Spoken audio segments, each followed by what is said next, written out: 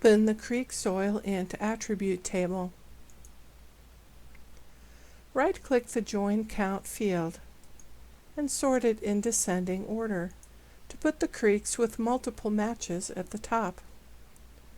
Examine the fields, particularly the new MUID join field containing the concatenated labels. Symbolize the Creek Soil Int layer. Using a graduated colors map based on the High Group field.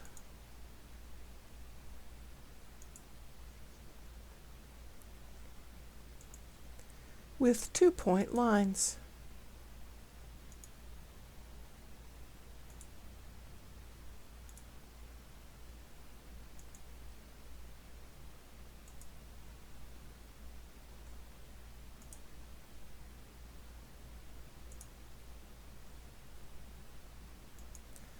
The darker colors show slower infiltration.